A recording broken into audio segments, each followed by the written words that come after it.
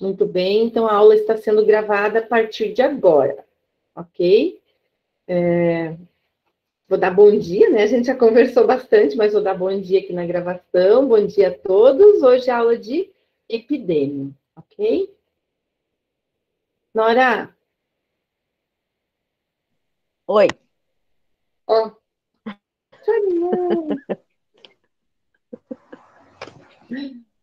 Pode me ligar sempre que precisar, passa mensagem no WhatsApp, tá bom?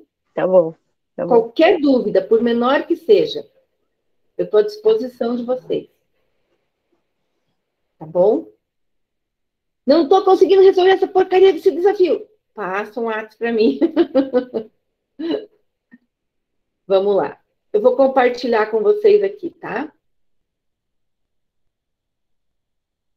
Tá?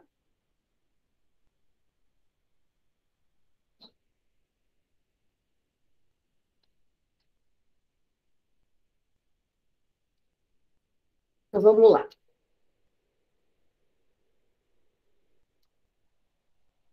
Então, ó, vamos começar a falar sobre qualidade de vida e causalidade em epidemiologia. Então, gente, acompanhem comigo o slide, por favor. A epidemiologia pode ser compreendida como a atuação frente às ações coletivas, que visam a melhoria na qualidade de vida da população, onde, dentre vários fatores, inclui-se saúde e o bem-estar. Gente, olha só. A epidemiologia, ela vai buscar o quê? Ela vai buscar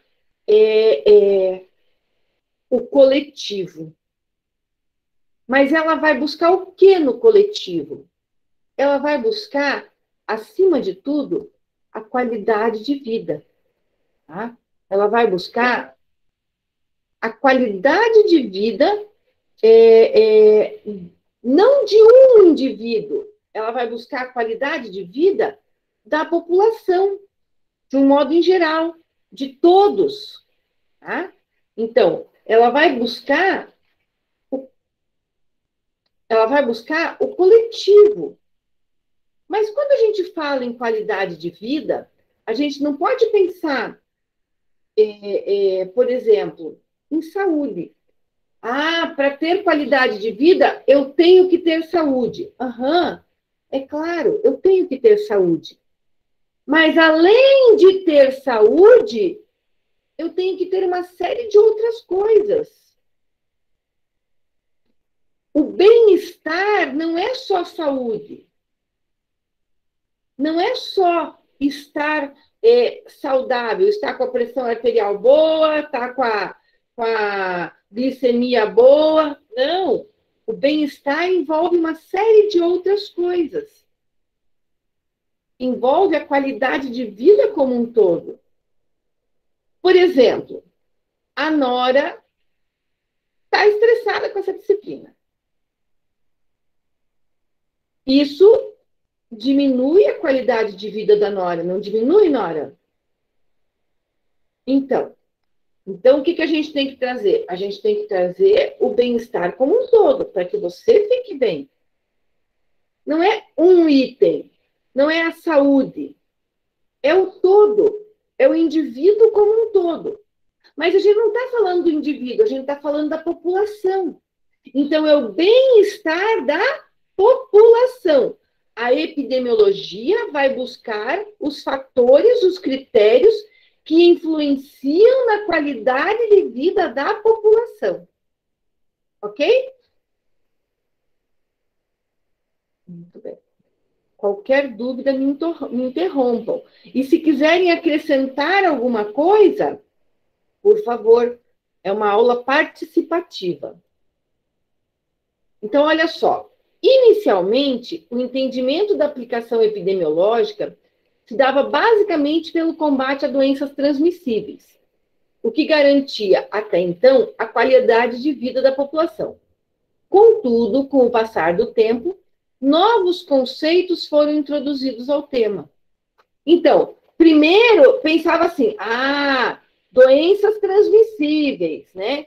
Então, a epidemiologia tem que ver lá uma doença, né, que nem o coronavírus, que nem o sarampo, que nem uma rubéola, que nem uma meningite, né? Doenças que são transmissíveis. Mas não é só isso. Por exemplo, uma qualidade de vida. Um cara que tem um diabetes, ele tem a mesma qualidade de vida de um cara que não tem? Um cara que tem uma hipertensão, ele tem a mesma qualidade de vida? Não. O cara que está estressado, o cara trabalha lá na Bolsa de Valores, aquela coisa louca, ele não vai estar estressado? A qualidade de vida dele não caiu? Então, os conceitos epidemiológicos mudaram. Novos conceitos acabaram entrando no dia a dia do conceito epidemiológico. Para quê? Para que a gente pudesse ver a qualidade de vida como um todo, e não como um fator único. Saúde. Ah, tem saúde, tá bom. Não tem doença transmissível, tá bom. Não é assim. A saúde é muito mais do que só isso. A saúde é muito mais ampla do que só isso. Então, a saúde ela é gigantesca, ela envolve N fatores ao nosso redor. Ok? Muito bem. Vocês preferem assim, eu falando? Com certeza. Continue, professora, por favor. Tá bom. Então, vamos lá. Acompanhem comigo o slide. Então, olha só. A qualidade de vida poderia ser conquistada a partir da ausência de doenças, o que faz sentido, mas talvez não alcance o objetivo em sua totalidade. É o que a gente acabou de falar, né? Então, a ausência de doença não é qualidade, não é só isso a qualidade de vida, é também, mas tem coisas a mais, né? Então, não é só porque o cara não tem lá uma patologia infecciosa que ele vai estar com qualidade de vida. A qualidade de vida envolve o bem-estar geral do indivíduo. O bem-estar geral do indivíduo vai desde dele ter uma cama para dormir, vai desde ele ter uma água potável para beber, dele ter uma comida saudável para comer, dele ter uma condição de ter um lazer para ele espairecer a cabeça. Qualidade de vida é muito mais do que simplesmente ter saúde. Qualidade de vida é um conceito amplo, onde eu vou buscar deixar o meu indivíduo bem com o todo. Gente, se eu não tiver comida na minha mesa para comer, eu vou estar feliz? Eu vou ter uma qualidade de vida? Então, se eu só trabalhar 20, eu vou fazer uma carga horária lá de 16, 18 horas por dia. O resto do tempo eu caio morta em cima da minha cama e durmo. Eu vou estar feliz? Então, a qualidade de vida, ela vai além do simplesmente ter saúde. Mas o ter saúde é um dos elementos importantíssimos da qualidade de vida. Porque se eu não tiver saúde, eu também não vou ter qualidade de vida. Pode falar, Gabi. E não só saúde física, eu acredito que saúde mental também. Muita gente... Gabi, tá muito baixinho. Tenta falar de volta aí. Tá escutando? Mais alto? Um pouquinho mais. Tá. Eu acredito que não só a saúde física, mas também a saúde mental das pessoas. Perfeito, isso mesmo. Então, saúde física e saúde mental. Claro, com certeza. Né? É importantíssimo para quê? Para que tenhamos uma qualidade de vida. Ok? Então, olha só, a partir dessa descoberta, né, o que foi dito? Né? Então, foi visto que a qualidade de vida ela é mais abrangente, mas epidemiologicamente falando, isso dificultou a nossa vida, né? Porque se eu vou falar de epidemiologia, o que acontece? Olha só o meu processo investigativo. Olha lá o meu slide lá, que eu tenho lá um desafio para cumprir. E eu tenho um desafio para falar, e nesse desafio eu pergunto uma coisa pontual. Ah, o camarada teve diarreia depois de um churrasco. Mas eu estou falando aqui que a epidemia não é só aquele ponto em específico, é a qualidade de vida como um todo. Gente, se eu estou falando de qualidade de vida como um todo, opa, não era isso que eu queria. Se eu estou falando de qualidade de vida, olha lá, eu tenho que pensar no todo quando eu for fazer uma investigação epidemiológica.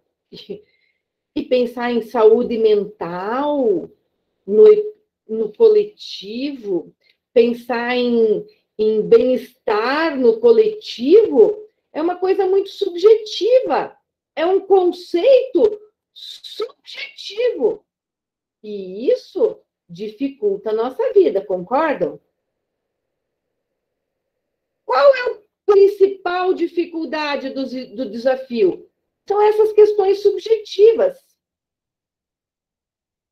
E a principal dificuldade do objetivo, do desafio, é o acho. Eu acho, eu acho, eu acho. Não, as coisas devem ser pontuais para serem mais fáceis. E quando eu abro o leque do eu acho, é mais difícil. Quando eu abro o leque das questões subjetivas, é mais difícil. Mas não é impossível? Não é impossível, ok? Então, difícil é uma coisa, mas a gente vai aprender, ok? Muito bem. Então, olha só. Quem quer ler para mim ali?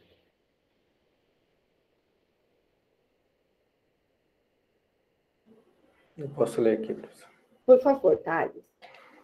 Imagine um homem livre de qualquer diagnóstico patológico, mas que vive uma vida de muito estresse, descontente com seu trabalho e com problemas no âmbito familiar. Nessas condições, podemos considerá-lo saudável? Seria ele um sujeito diagnosticado com determinada doença genética, com acesso ao tratamento adequado, boas condições financeiras e excelente relação familiar, doente? Então, olha só a pergunta para vocês. Já no começo, um homem livre de qualquer diagnóstico patológico, então ele não tem nenhuma doença. Não tem nenhuma doença instalada. Pergunto a vocês, mas vive uma vida de muito estresse, descontente com seu trabalho e com problemas no âmbito familiar. Este indivíduo tem qualidade de vida, sim ou não? Não. Não. Por que ele não tem qualidade de vida, Nora? Porque apesar dele não ter nenhuma patologia, não ser doente, no caso, né? Esse estresse no trabalho que ele não gosta e problema familiar é uma coisa que afeta muito e com certeza ele não é feliz, ele não tem qualidade de vida. Então, e se eu tenho uma condição de estresse, por exemplo, não importa se é no trabalho ou na família ou no ambiente social, se eu tenho uma condição de estresse, eu tenho uma condição que me predispõe a patologias. Eu posso não ter um diagnóstico patológico hoje, mas eu passo a ter uma facilidade, eu tenho uma probabilidade maior de ter um diagnóstico patológico no futuro. Mas isso eu estou falando de um indivíduo. E como eu levo isso para o meu epidemiológico? O epidemiológico trata não do um, mas trata do todo, do coletivo. Então, por exemplo, a condição de uma sociedade,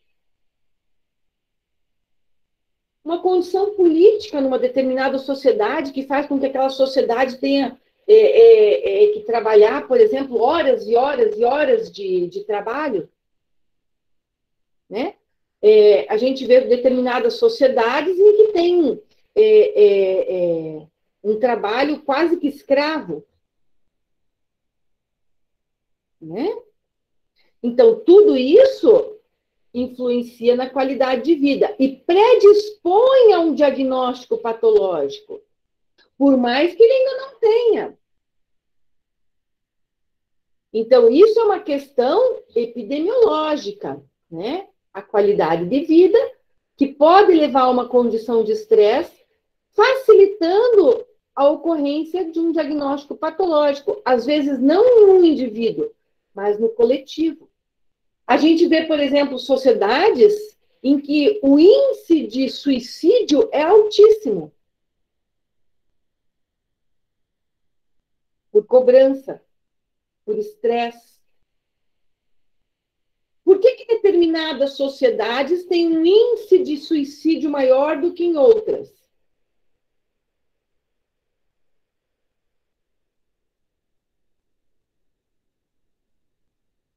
Pode falar, Nora. Eu acho que porque falta esse conjunto de qualidade de vida, né? Uhum. Existe, por exemplo, dados estatísticos que na população do Japão, por exemplo, existe um alto índice de suicídios. O Japão é uma das populações, é um dos países mais ricos que a gente tem. E isso, Wendel, por causa da pressão familiar, da pressão do trabalho, né? Então, o que acontece? Ele é um dos países mais ricos que tem. Então, não estamos falando só disso aqui, ó. Estamos falando do todo. Ok? Então, a qualidade de vida é um dos fatores que pode levar a um diagnóstico patológico. Pode falar, Thales. Não, até um exemplo, eu acho que dá para ser citado, referente a Olimpíadas ali, tipo, o Japão tendo Olimpíadas em casa. Você via, tipo, o Brasil ganhava uma medalha de bronze e o pessoal, tipo, ia loucura, tipo, lá no Japão o pessoal perdia a medalha de ouro, eles não comemoravam a prata, o bronze, tipo, para eles só querem primeiro lugar sempre. Dá para ver que eles não ficavam felizes com a prata, com o bronze, porque é uma cobrança, querendo ou não, por ser Olimpíadas em casa. Tudo que está tendo ali correndo no mundo, para eles a pressão é bem maior. É uma pressão diferente, né? Então, a qualidade de vida está afetada, né? E aí dá para ver, né, professora, que a saúde física estava 100%, mas a saúde mental deixa a desejar, né? No caso das Olimpíadas, como ele falou. Por causa da pressão. Tipo a Simone Biles também lá, que desistiu porque não aguentava a pressão. Pensa! A menina simplesmente uma das melhores. E na trave, que é o melhor aparelho dela, ela não tirou ouro. Né? Não sei se foi prata, foi bronze que ela tirou, acho que foi bronze, né? Foi bronze, eu acho. Bronze, pensa, pela pressão. Né? Será que só a Gabi, a Nora e o Thales que tem câmera nessa aula? Meu Deus do céu, eu vou fazer uma vaquinha, comprar umas câmeras para o pessoal abrir essas câmeras aqui, para eu poder ver o pessoal. Muito bem. Ó, aí beleza, eu posso apresentar, mas eu quero que vocês participem. Eu quero que vocês falem também. Ok? Tá melhor assim, Nora? Eu apresentando? Tá, professora. Obrigada. Imagine. Muito bem. A Bianca disse que só liga se o Wendel ligar. Ó. Vamos lá. Ó. Acompanhe o slide comigo, por favor. A partir de tais questionamentos, podemos observar que a definição do que conhecemos por saúde, doença, qualidade de vida e bem-estar vai muito além de um simples diagnóstico, o que mostra a abrangência do campo epidemiológico, pois diversos tipos de interações entre os indivíduos podem ferir a qualidade de vida e resultar no desenvolvimento de doenças. Né? Então, é o todo que vai formar a qualidade de vida. Né? Então, a gente tem que pensar no todo. Né? Então, quando a gente fala em qualidade de vida, a gente tem que pensar na saúde física, a gente tem que pensar na saúde mental, a gente tem que pensar na alimentação, a gente tem que pensar no abrigo, né? Se tem uma cama, se tem um cobertor, se tem um... Né? A gente tem que pensar no lazer, se tem condições de ter uma... Quase que eu escrevi laser, gente. Se tem condições de ter uma coisa para espairecer a cabeça, para desestressar, né? Então, a gente tem que pensar em vários fatores, além de simplesmente a saúde física. E vejam que isso abre um leque gigantesco, né? Para a gente avaliar dentro da epidemiologia. Então, vejam que a epidemiologia propriamente dita não é fácil. Tá? Acompanhem lá. Podemos citar as doenças crônicas não transmissíveis, aquelas que não surgem da noite para o dia, mas se desenvolvem ao longo dos anos a partir de alguns fatores específicos, como, por exemplo, os maus hábitos alimentares, onde um indivíduo possa vivenciar uma rotina agradável aos seus olhos, que julga de excelente qualidade de vida e bem-estar, mas durante esse período estar desenvolvendo uma patologia tardia, que implicará a sua saúde no futuro. Por exemplo, quem aqui não gosta de comer batata frita? Todo mundo gosta. Aquela bem gorduradinha ainda, né? Frita no óleo, não na air fry. Quem aqui não gosta de comer um brigadeiro? Uma picanha com aquela capinha de gordura e uma saladinha de batata do lado, uma maionezinha, né? Uma lasanha com bastante queijo, uma pizza, né? Eu vi pela cara a Gabi ali, que não gosta de picanha. Uma pizza, Bianca, olha lá, uma pizza calabresa em cima, aquele queijo, você puxa o pedaço de pizza, tipo propaganda do... Tinha uma propaganda, como é que era o nome daquela pizzaria famosona lá? Eles faziam assim, a propaganda puxava assim, e ficava aquele queijinho vindo assim, né? Tudo coisa que vocês gostam, não é? Adoram tudo isso? E o que isso vai fazer, por exemplo, com as artérias de vocês e com o coração de vocês? Encher de gordura. Entupir, né? Então, no mínimo, vai obstruir as artérias. Tá? Vai ter um infarto, vai ter um AVC, vai ter, né? Faz parte. Enche de colesterol, bem isso, Claudenice. Então, quer dizer, né? Mas é um mau hábito. Mas eu tô feliz quando eu como aquela batata frita com uma Coca-Cola, né? Nossa, eu tô muito feliz na hora que eu como aquela batata frita. Pensa, em vez de vir uma porção pequena, veio uma porção extra, double, gigante. Né? Daí você vê aquela batata frita enorme, aquela muita batata frita. Mas eu tô trabalhando qualidade de vida? Eu não estou trabalhando qualidade de vida. O que vai acontecer? Eu vou estar destruindo a minha qualidade de vida a longo prazo, tardiamente. Eu vou desenvolver um diabetes, eu vou desenvolver uma hipertensão, eu vou desenvolver uma placa de ateroma pela, né, pela junção dos fatores. Ok? Então, a qualidade de vida, ela não é só naquele instante, ela vai além. Ok? Muito bem, Wendel, você chegou. A Bianca me obrigou a ligar a câmera, falou que se eu não ligasse, ela ia me quebrar na porrada. Isso mesmo, isso mesmo. Muito bem. Ok?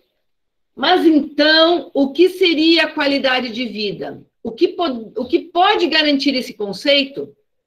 A prática regular de atividade física, boa alimentação e nutrição, qualidade de sono e boa relação interpessoal seriam suficientes para alcançar tal objetivo? Sim ou não? Matheus.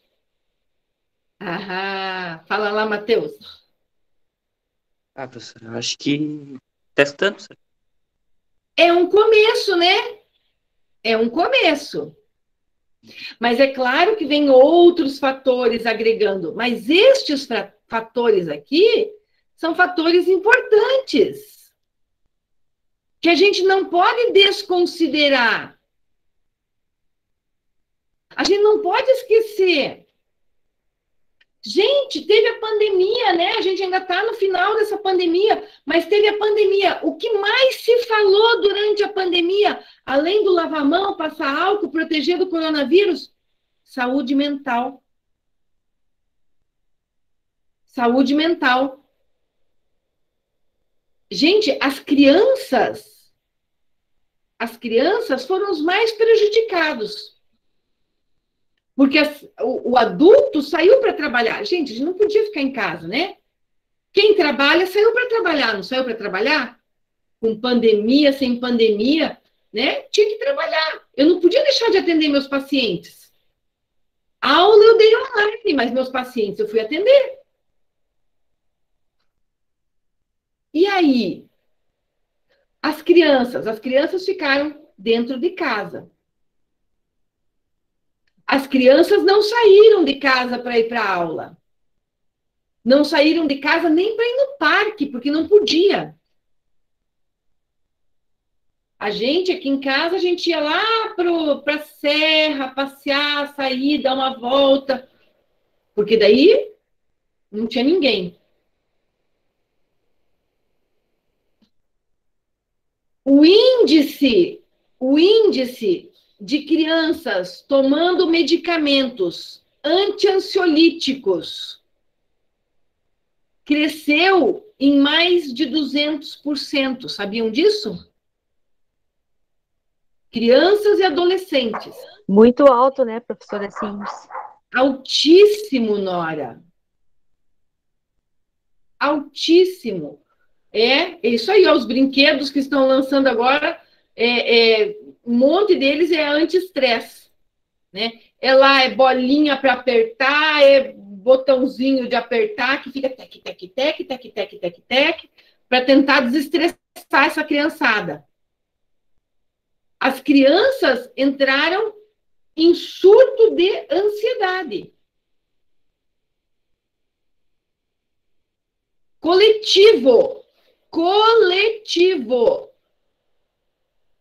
Se você parar para olhar, as crianças, você pega uma sala de aula com 30 crianças. Dessas 30, pelo menos umas 5 estão com quadro de ansiedade, medicadas ou não, mas estão com quadro de ansiedade.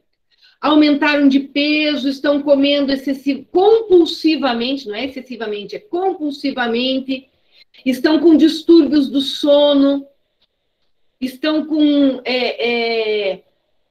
apresentando instabilidade de humor, estão apresentando uma irritabilidade fora do normal.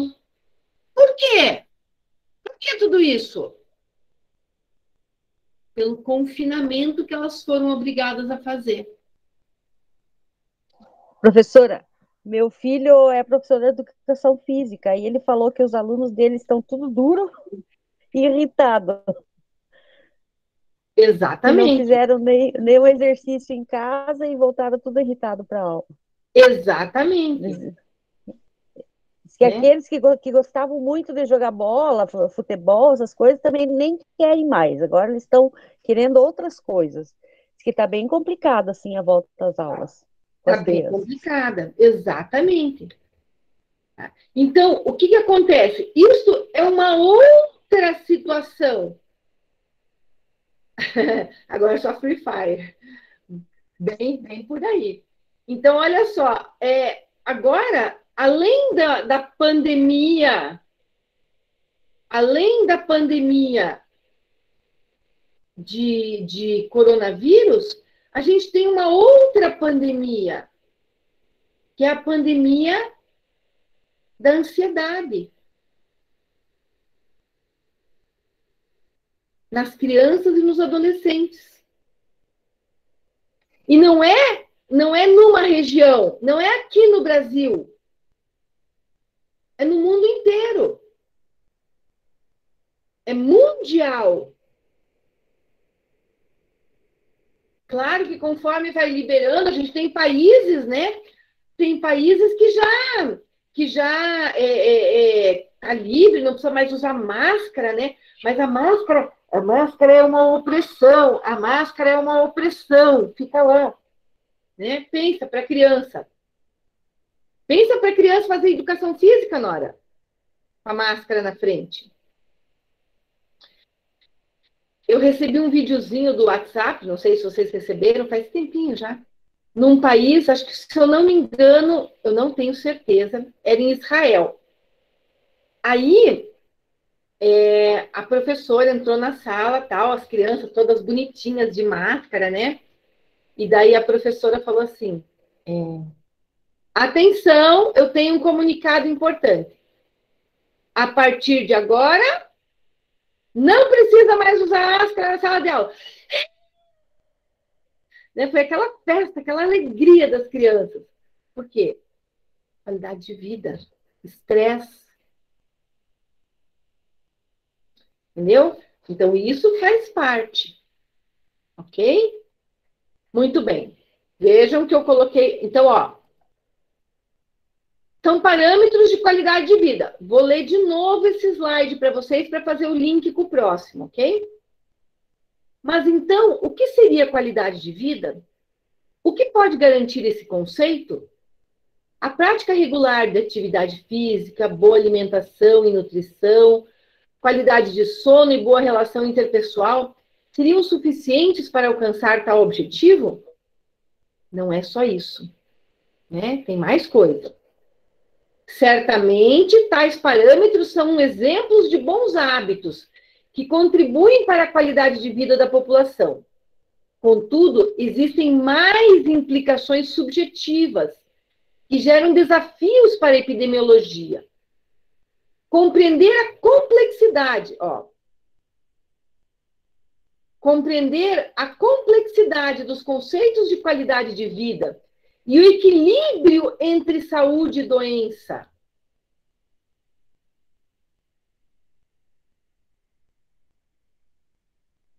Identificar os parâmetros que possam ferir tais pressupostos.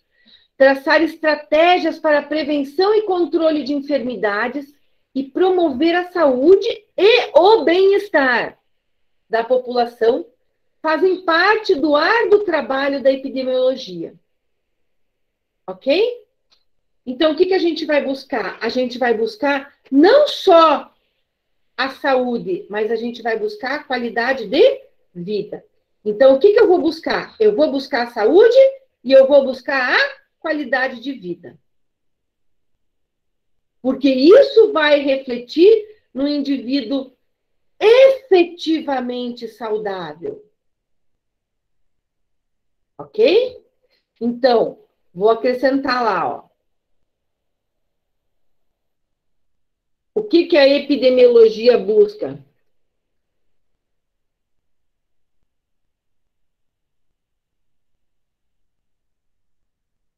ela vai buscar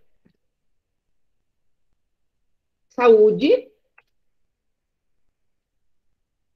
e qualidade de vida de quem? De um indivíduo? Da população. População. Tem um. Ok? Isso foi o que nós vimos até agora. Viu como não é difícil, Nora? Você explicando não fica nada difícil, fica tudo muito claro, entendeu? Que bom. Agora eu já comecei a gostar de novo de saúde pública. Nós não estamos em saúde pública. Epidemiologia. Nós estamos em epidêmio. Nós estamos em epidêmio. A matéria, embora as duas matérias sejam linkadas uma com a outra, eu diria que existe uma terceira matéria que ela é linkada junto aqui, que a gente dá uns pontinhos nela, que é a saúde coletiva, tá? Mas, assim, existe uma diferença entre as duas. Então, a gente começou com o epidêmio e depois a gente vai falar de saúde pública. Tá? Muito bem. Agora, eu vou mudar de tema. Ok? Então, nós vamos falar um pouquinho de causalidade das doenças.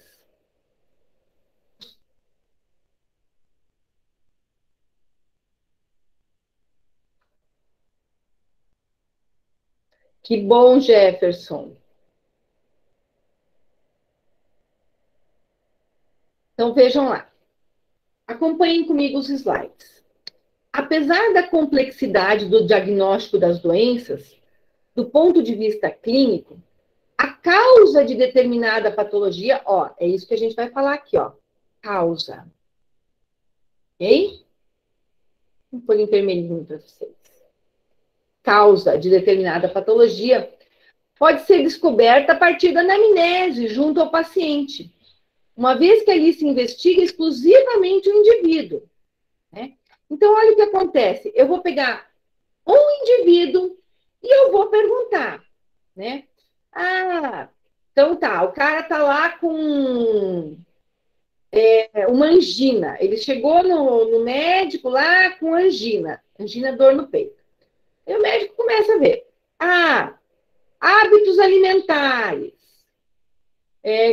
condição de estresse, se é fumante, se não é fumante, se é etilista é bebida, se é etilista, se não é etilista, se é sedentário, se pratica atividade física. Vai questionar o indivíduo e vai buscar a causa daquela patologia naquele indivíduo. Né? Então, isso é uma coisa clínica. Um indivíduo é fácil. Um indivíduo, eu vou lá e pergunto para ele.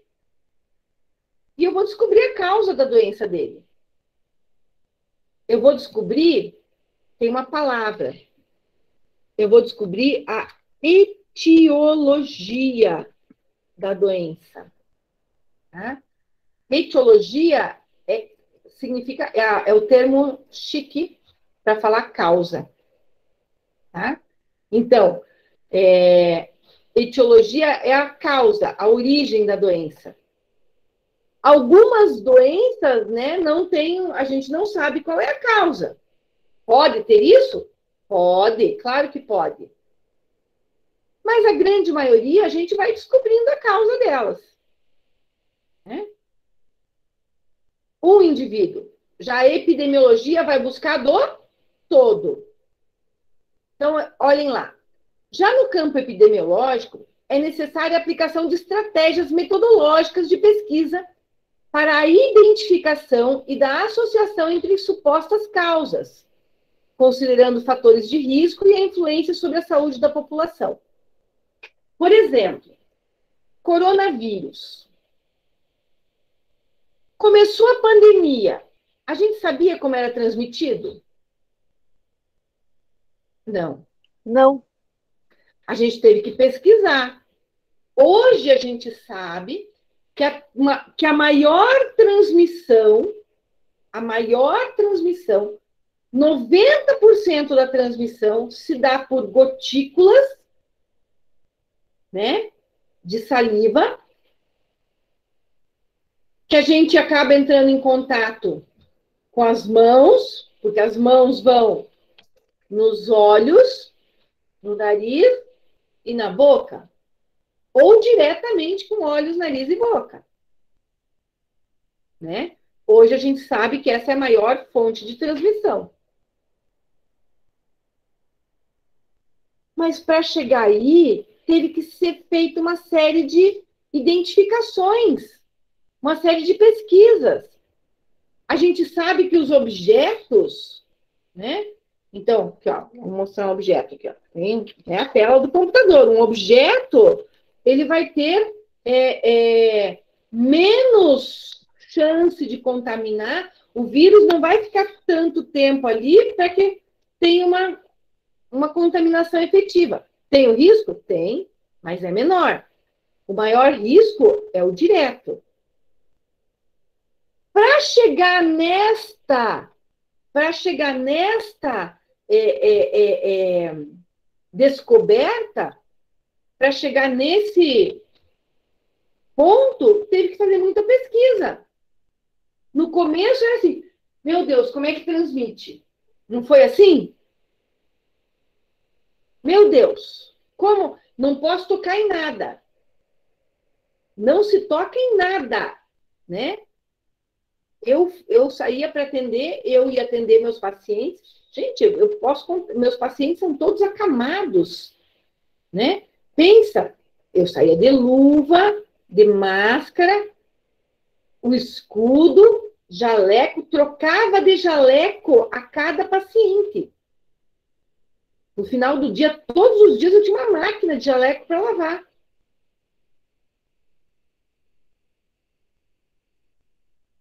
Né?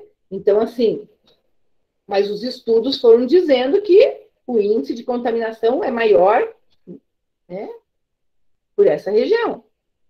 Isso foi estudo. Eu tenho que ver um paciente, mais um paciente, mais um paciente, mais um paciente, mais um paciente, mais um paciente, mais um paciente, mais um paciente, para conseguir determinar isso, para conseguir determinar a causa geral, não de um indivíduo, mas de todos. Né? Porque às vezes eu tenho um paciente lá, a causa para um paciente, ela pode estar mascarada. Se eu pego um só, aí digamos lá, aquele paciente tem junto, estamos falando lá do coronavírus, né? Mas aquele paciente tem junto lá uma causa, ele é estressado, ele tem arritmia cardíaca, ele tem hipertensão arterial, ele é obeso, ele tem bronquite e ele tem uma gastrite. E daí ele pega o coronavírus. Daí a gente quer saber qual é a causa. Né? Todas essas doenças juntas faz o quê? Deixa a gente, né? Vai dizer, meu Deus, qual foi a causa aqui? Será que ele pegou porque ele tinha uma hipertensão? Será que ele pegou porque ele tinha uma bronquite? Ou será que ele pegou porque ele estava estressado? Ou será que ele pegou porque a imunidade estava baixa? A gente não sabe, porque é um só. Agora, se a gente começa a juntar os fatores de milhares de pessoas, a gente passa a ter, opa, esses daqui são os dados que são constantes, que aconteceram com todas as pessoas. Então, a epidemiologia vai buscar isso. A epidemiologia, o campo epidemiológico, ele vai buscar o quê? Ele vai buscar o que acontece com o todo. Quais foram as causas que aconteceram com todo mundo? Aí, nesse caso, entra a aglomeração e a higiene, né? Também, né, professor? Entra, claro. No caso desse que você citou como exemplo, no mínimo ele estava numa aglomeração. Exatamente, exatamente. Caraca, abriu um treco aqui na minha frente.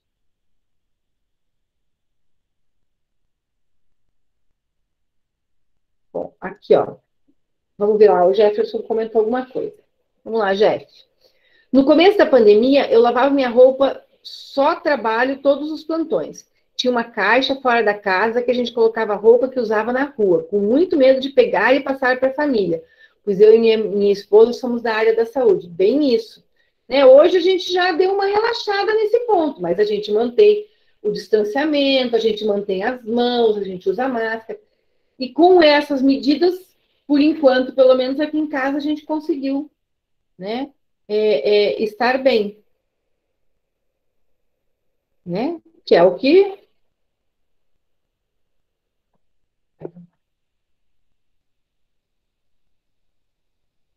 Isso mesmo, relaxamos bastante, mas continuamos cuidando. Isso aí.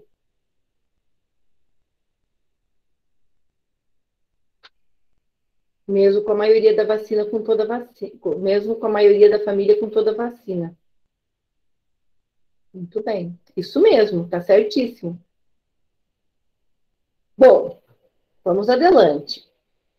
Então, olha só.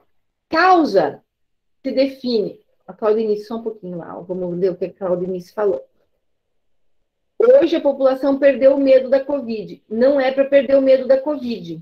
Infelizmente, não é para perder o medo, né? Porque se perder o medo, começa a aglomerar, né? E essa aglomeração é que é complicado, né? Exatamente, faz um tempinho já. Enfim, estão vacinados, tal, mas continua morrendo gente, né? Continua tendo gente aí que vai, né? Enfim. Você vê lá, o Tarcísio Meira estava vacinado. Tinha comorbidades? Tinha comorbidades. Mas, enfim. Bom, olhem só. Causalidade das doenças. Causa se define como a condição que precede a doença, sem a qual ela não teria ocorrido. Onde exposição é um determinado fator no qual a população está ou esteve sujeita. Isso aqui, ó. Esta frase aqui, tá? É importantíssima. Vou pôr aqui para vocês, ó.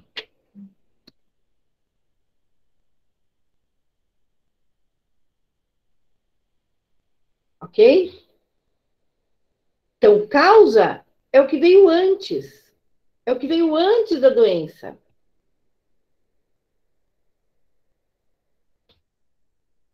O que facilitou que a pessoa pegasse o coronavírus? Ah, foi o contato pessoal. Ah, foi a saliva. Né? Então, o que veio antes é o que precede a doença. A causa é o que vem antes da doença. É o que fez com que o indivíduo ficasse doente. Agora, olha o que está escrito aqui, ó. Contudo, a causa não pode ser definida a partir de mero achismo. Ah, eu acho que foi isso. Eu acho que foi aquilo. Não, tem que fazer um estudo. Tem que fazer um estudo para ter a certeza do que é, do que foi. O que causou. Ok? Não pode ser no achismo.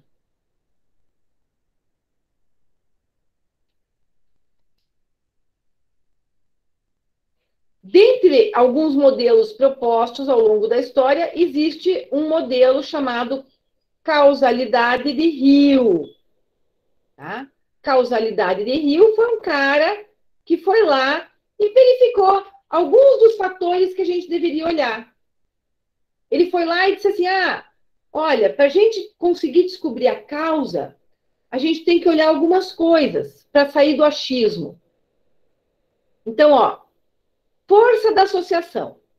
Quanto maior a associação, maior a chance de ocorrer relação causal.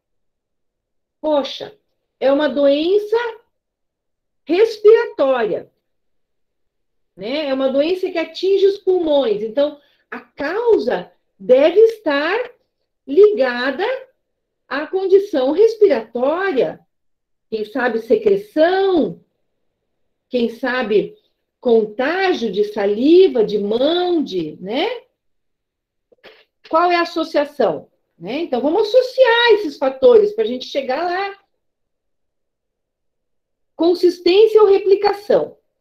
Se o resultado ocorre em diferentes situações, maior é a chance de haver uma relação causal.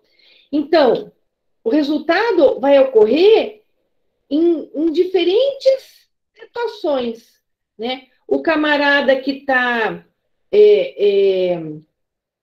contaminado e não estava usando máscara, o camarada que estava contaminado e não estava lavando as mãos, o camarada que estava contaminado e foi andar de ônibus, né? Ocorreu em diversas situações. Então, a gente começa a ligar os pontos para a gente saber aonde que está o problema. Especificidade.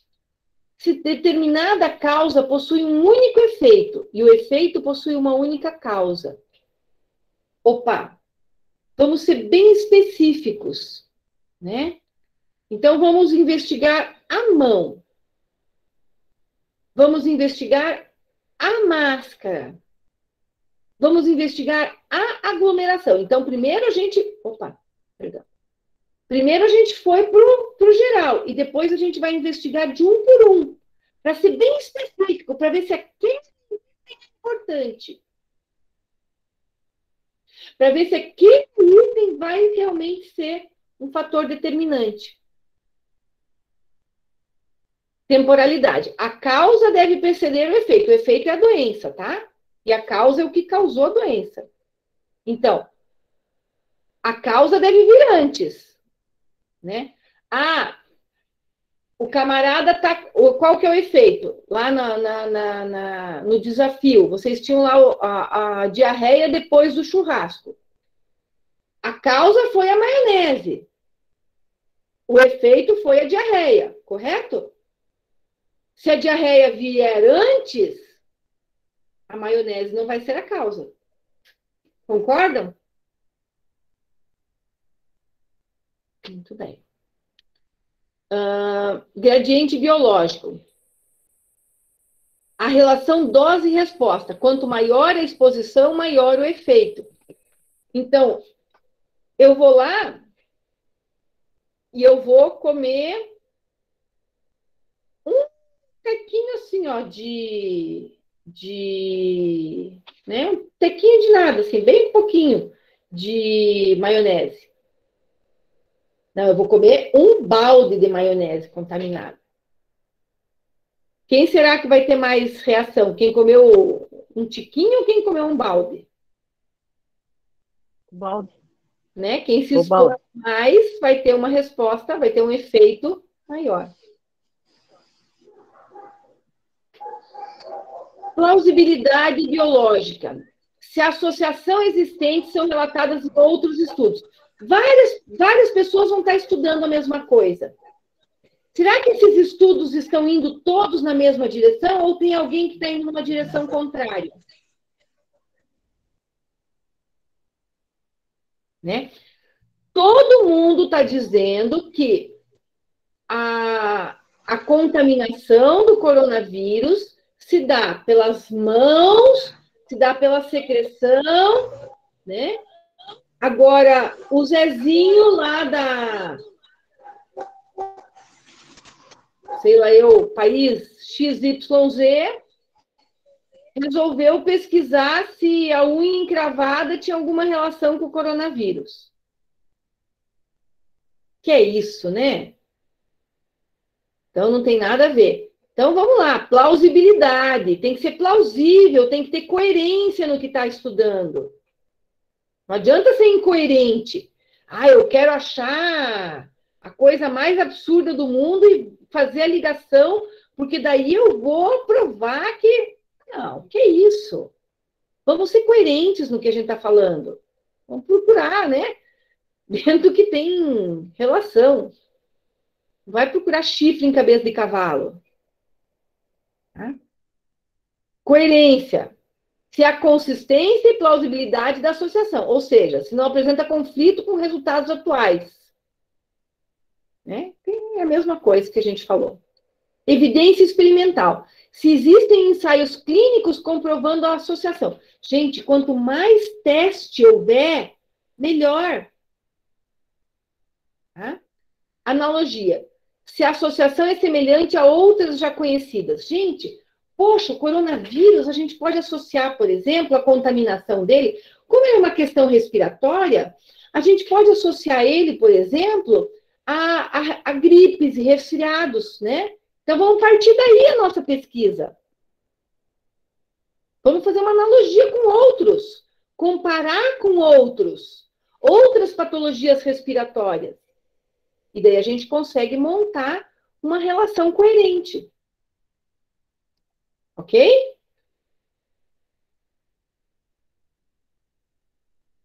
Nora pôs a mão na cabeça e ficou pensando. Não, eu só estou lendo aqui, professora, mas eu entendi tudo, sim. Fique tranquilo. Okay. Exemplo.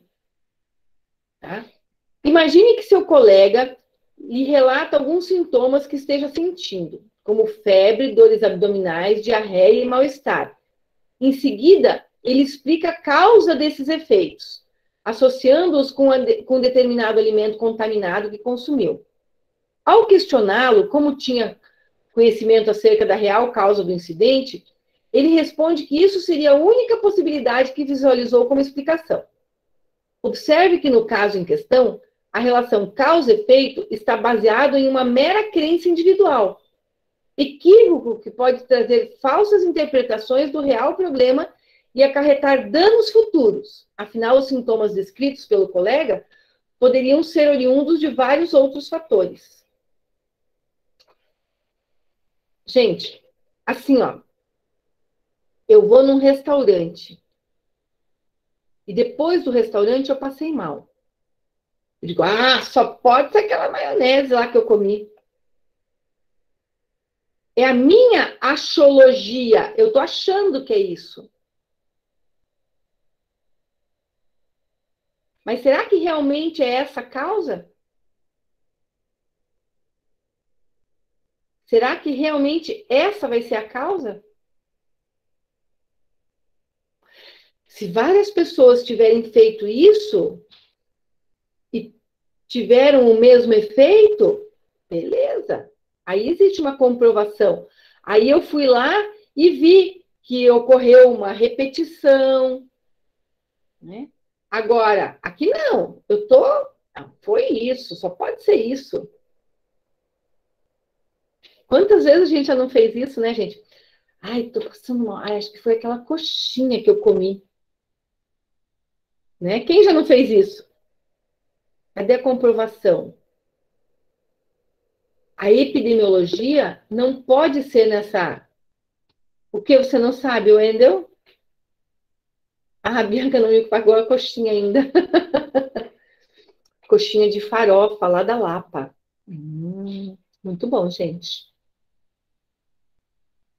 Já comeram coxinha de farofa? Já. Muito bom. Muito bom, né? Então, eu tenho que ter uma comprovação científica, eu tenho que buscar o quê? Eu tenho que buscar os parâmetros, eu tenho que comparar isso aqui tudo, para ver se realmente é aquilo. E não simplesmente ir no, eu acho. Né? Então, olhem só, se para um indivíduo esse conceito já é um problema, para uma população, os danos seriam muito maiores. Então, pensa, o cara diz assim, eu acho que foi isso. Eu acho que foi aquilo. Não, tem que ir lá. Como é que eu vou determinar frente a uma pandemia, frente a uma epidemia, frente a um surto? Né? Eu tenho que ter uma coerência. Tá? Então, se para um indivíduo esse conceito, qual conceito? O conceito da achologia, né? Já é um problema, para uma população, os danos seriam muito maiores. Nesse sentido, a epidemiologia não pode relacionar causa e efeito baseada em critérios levianos, gerando a necessidade da aplicação dos critérios da causalidade de Hill. tem outros critérios. Esse aqui é só um exemplo, tá? Onde quanto mais critérios forem preenchidos, maior será a credibilidade para determinar um fator como causa de ocorrência de uma doença. Então, lembram, a gente estava falando na aula passada, o desafio lá da dor de barriga na escola, né? Ah, podia ser a água, podia ser o alimento, né? Existiu? Ué, vamos testar. O alimento já foi consumido, não dá para testar mais, mas a água dá para testar, vamos eliminar causas, então. Vamos pesquisar, vamos ver. Todos os que apresentaram o sintoma haviam ingerido aquele determinado alimento? Aí seria a notificação individual, então, né? Você vai partir da pesquisa, você tem que coletar dados. Coleta de dados. Né? Você vai coletar dados para poder ter o macro, o coletivo. A pesquisa coletiva, ela parte do individual. Eu tenho que pegar os dados de um por um. Para eu chegar no coletivo. Um para o coletivo. O um faz parte do coletivo. Ó, um coletivo. Ok? Muito bem. Então, olha lá. Causa e fator. Causa suficiente e necessária. Se faz presente sempre que algo ocorre e não ocorre caso não esteja presente. Então, olha lá. Eu tenho que ter a causa. Se eu não tiver a causa, se eu não tiver o fator etiológico, eu não vou ter a doença. Tem o coronavírus. Foi exposto. Pode ter a doença. Né? Então, eu tenho que ter a causa. Se não ocorrer a causa, não vai ter a doença. Não vai ter a patologia.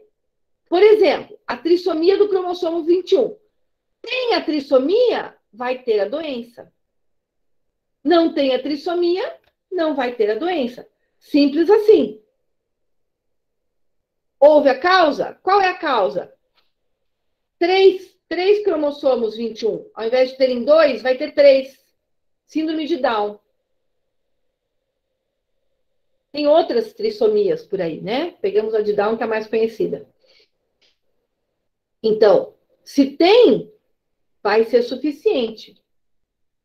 Se não tem, é insuficiente.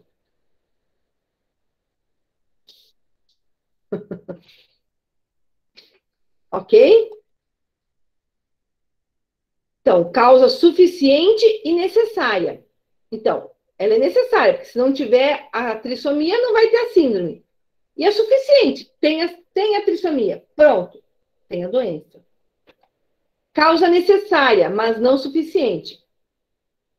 Então, olha só, ela é necessária, porque se ela estiver ausente, o efeito não ocorre, a doença não ocorre. Se ela estiver presente, o efeito pode ocorrer ou não. Coronavírus. Digamos que eu tenho lá contato com uma pessoa que está doente. Existiu a causa? Sim, existiu a causa. Beleza, tem a causa. Ocorreu o contágio? Não, eu não peguei. Estive em contato com alguém com corona, porém não peguei. Mentira, não tive contato com ninguém. Tá bom? Entenderam isso? Fator de risco. O fator de risco aumenta a chance da doença. Aqui a gente chama doença de efeito, tá? Aumenta a chance da doença ocorrer. Mas não é certo que vai ocorrer. Por exemplo, fumar. Tabagismo. O cara vai lá e vai fumar. Né? O fato dele fumar aumenta a chance dele ter um câncer de pulmão. Mas quer dizer que ele vai ter o câncer de pulmão? Não, obrigatoriamente. Não é porque fumou que vai ter câncer de pulmão. Mas a incidência de câncer de pulmão aumenta em indivíduos que sejam tabagistas. Ok? Fator de proteção. Reduz a chance do efeito ocorrer. Por exemplo, eu vou lá, eu pratico atividade física, eu faço uma alimentação saudável. Isso faz com que eu tenha menos chance, por exemplo, de ter um diabetes, de ter uma hipertensão. Mas isso coloca a minha chance em zero? Não. Eu posso acabar desenvolvendo uma diabetes, uma hipertensão, né? Não quer dizer que eu não vá ter, mas diminui a minha chance. Ok? Muito bem. Então, olhem só.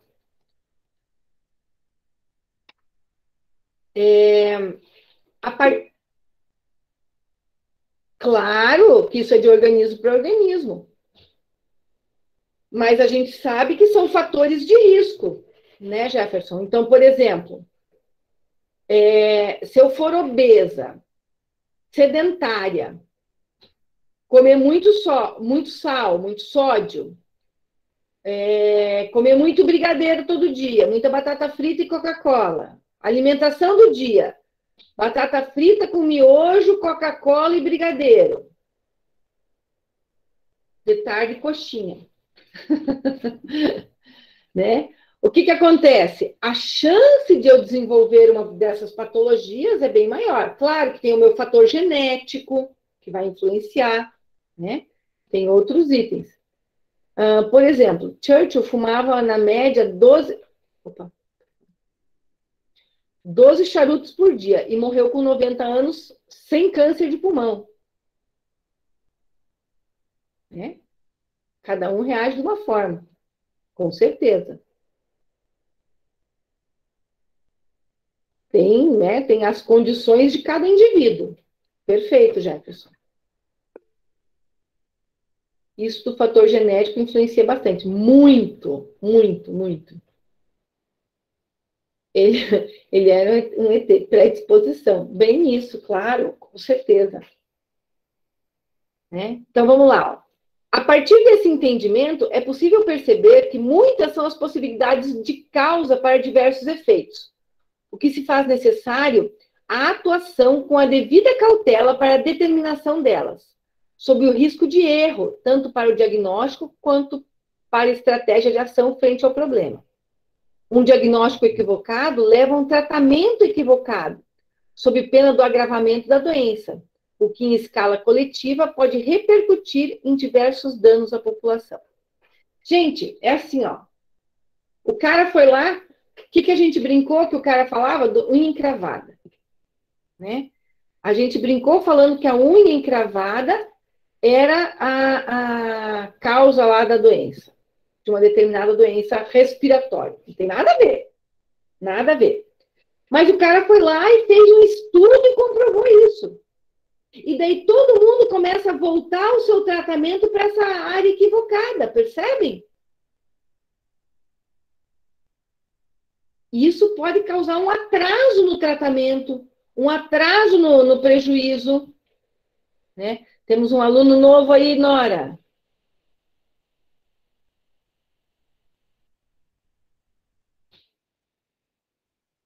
Quem é nosso aluno novo, Nora? É o Snow. Hoje ele resolveu ficar comigo aqui. A minha porta eu tenho que deixar fechada aqui, gente. Porque se eu deixar a porta aberta, vira um zoológico aqui. Ok? Entenderam, então, a causalidade da doença? Eu tenho que descobrir a causa, mas eu tenho que pesquisar a causa. Eu não posso achar qual é a causa. A causa tem que ter uma comprovação científica.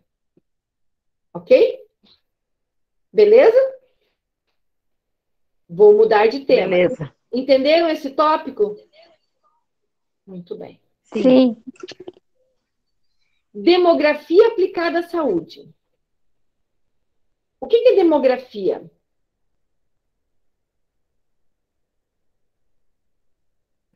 questão demográfica?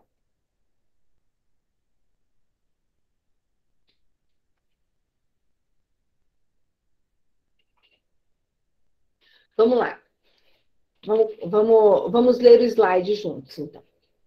Em virtude da epidemiologia ser uma ciência coletiva e não individual, ela necessita direcionar sua visão a grandes populações, para que se tenha uma confirmação fidedigna daquilo que se pratica. Neste processo, diversos fatores devem ser considerados, para que não haja risco de erros e vieses, induzidos por medidas e tendências equivocadas, garantindo a credibilidade dos estudos. É o que a gente acabou de falar para vocês, né? Então, demo, o prefixo demo significa população. Grafia é a escrita, é o que se vê sobre uma população. Então, o que está se enxergando sobre toda a população? Para que não haja erros, para que eu não desvie os tratamentos, para que eu não perca o foco. Tá? A demografia estuda a dinâmica da população. Essa é a fase. Então, o que a demografia estuda? A dinâmica da população. O que acontece sobre toda a população? Não é o que acontece com um, mas o que acontece com o todo. Quesito essencial para determinantes epidemiológicos, pois a estratificação de dados sobre os indivíduos contribui significativamente para a compreensão de um problema investigado. Além disso, cabe ressaltar que a demografia aplicada à saúde serve como subsídio para o desenvolvimento de políticas públicas. Né? Então, o que vai acontecer? Eu vou estudar o todo com comprovação científica para ver como que eu posso aplicar isso nessa população. Tá? Vamos imaginar que está acontecendo um surto de uma doença em uma determinada região.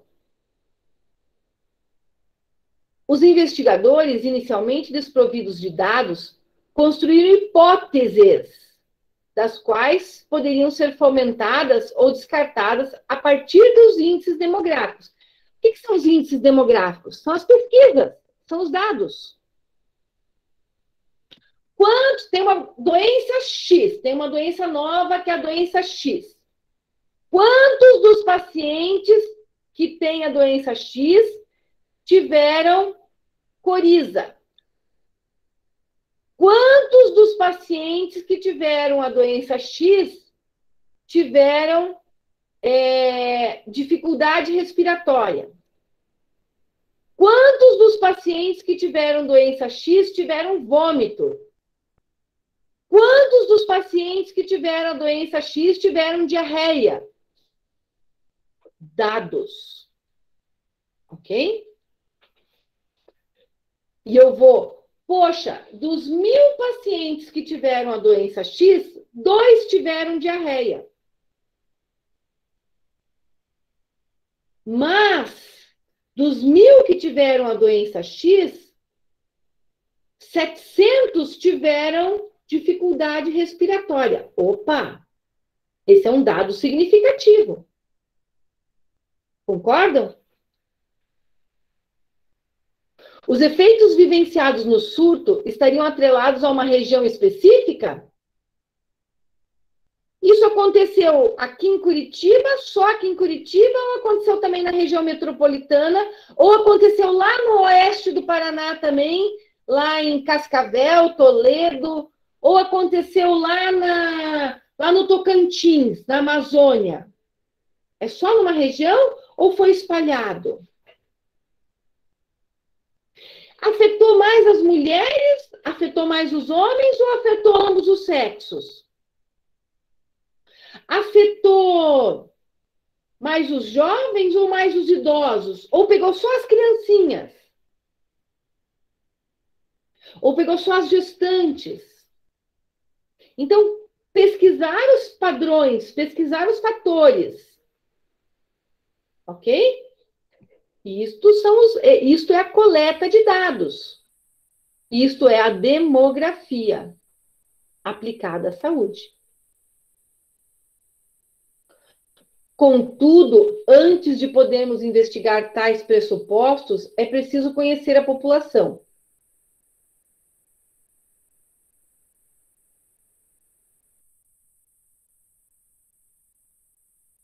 E a transição, bem como outros indicadores de saúde. Aqui, ó. Então, dados demográficos, natalidade. São conceitos importantes. Conhecer a população. Poxa, está acontecendo uma determinada doença em cima de uma população. Então, vamos estudar essa população. Vamos ver o que acontece. Tá? Então, natalidade. Número de indivíduos que nascem. Fecundidade. Número de nascimentos bem-sucedidos. Mortalidade. Número de indivíduos que morrem. Imigração. Número de indivíduos que vêm para a região. E imigração, número de indivíduos que partem da região. E densidade demográfica. Número de indivíduos em um determinado espaço. Por exemplo, a região urbana tem uma densidade demográfica maior. Nós temos mais indivíduos por metro quadrado do que, por exemplo, na região rural. Concordam comigo? Ocorrência de doenças. Então, risco. Probabilidade de ter uma doença. Risco de ter a doença. Risco de ter a forma grave da doença. Risco de ir a óbito. Incidência. Número de casos novos. Prevalência. Número de casos de uma doença já existente. Letalidade. Quão mortal é aquela patologia, né? O potencial de provocar a morte. E a morbidade. Comportamento de uma doença ou agravo à população de risco, né? Quais são os fatores de risco? O que compromete mais essa doença? Então, a gente viu lá que, por exemplo, a morbidade do coronavírus é a obesidade, é a hipertensão, é a doença renal, né?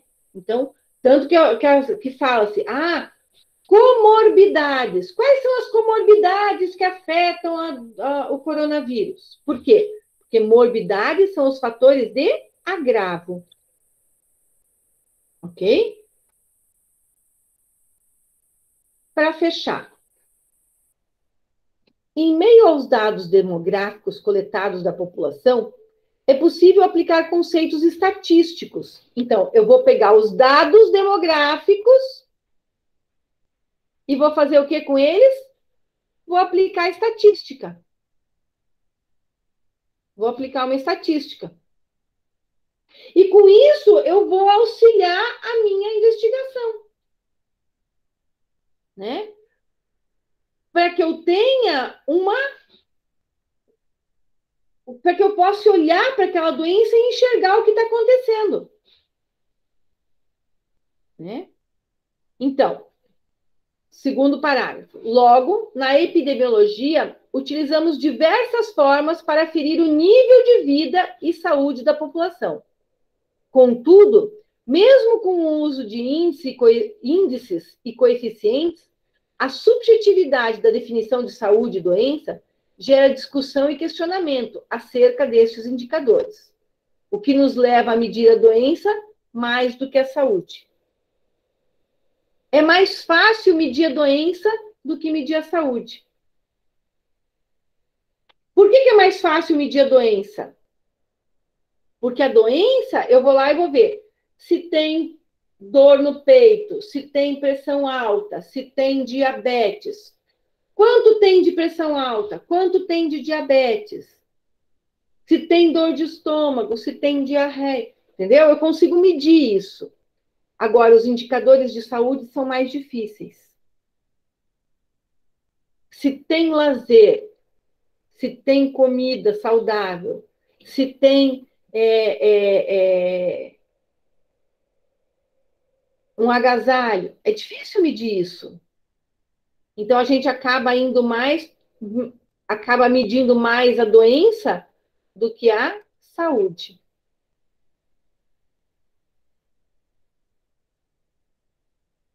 O que não é o correto, mas é o que acaba acontecendo. Ok?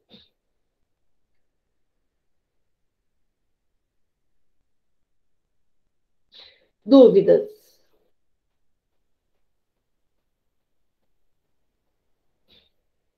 Nora do meu coração, ficou mais fácil para você? Ficou ótimo, professora. Que aula maravilhosa. Que bom. Obrigada, tá?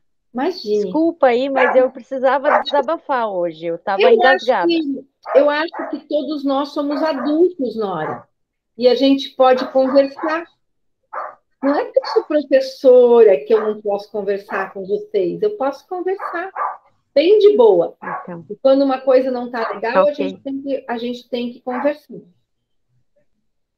Aí eu não consigo ficar guardando as coisas, eu preciso falar. Claro, tem que falar. Eu sou muito sincera. Eu sou muito sincera. Aí você ia me ver assim, com uma cara bem feia assistindo a aula, você ia dizer, nossa, por que será que ela está assim?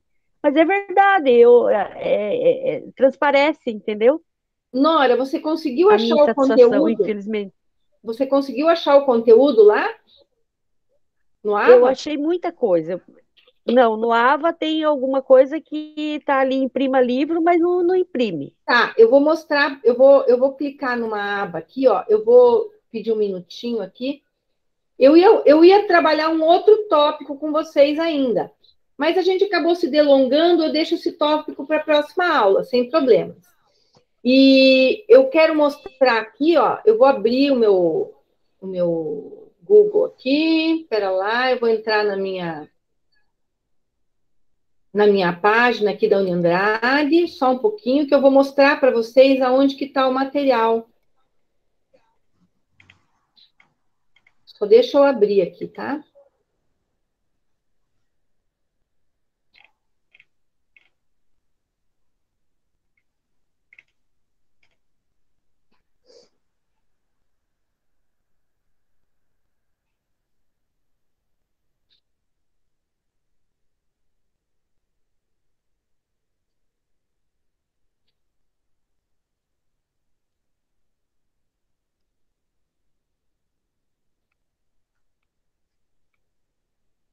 Ó.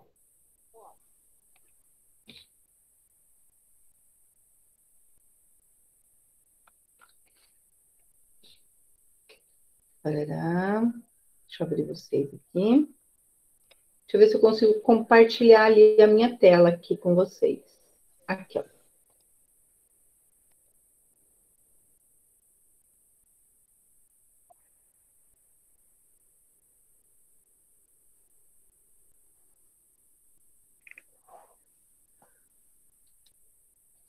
Ó.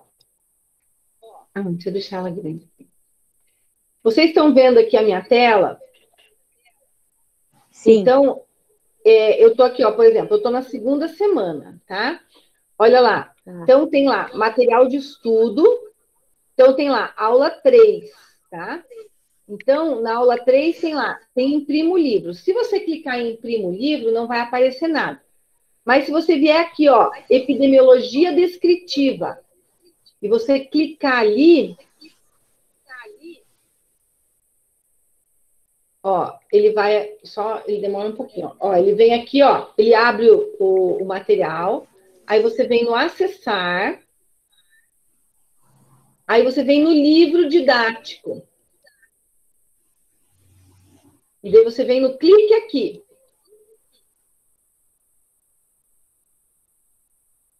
E daí você tem o material. Ok? Então, ó, para a próxima aula, eu queria que vocês lessem este texto, que nós vamos discutir, nós vamos trabalhar em sala de aula. Eu vou tirar os slides deste texto aqui. Faremos no mesmo formato da aula de hoje, mas se vocês puderem já ler antes, já ajuda, ok? Este texto Ok. aqui, onde está escrito aula 3. Ok? Ele está lá na segunda semana. Eu vou voltar um pouquinho aqui, ó, para vocês, só uma coisinha. Ó, aqui tem videozinho que aparece para vocês, mas não, nada disso precisa. O que eu queria, tem o desafio, também não precisa. Vai aqui no clique aqui, ok? E vai lá no livro. Beleza? Conseguiram ver onde é agora? Onde acha o material? Alguém não tinha achado o material ainda?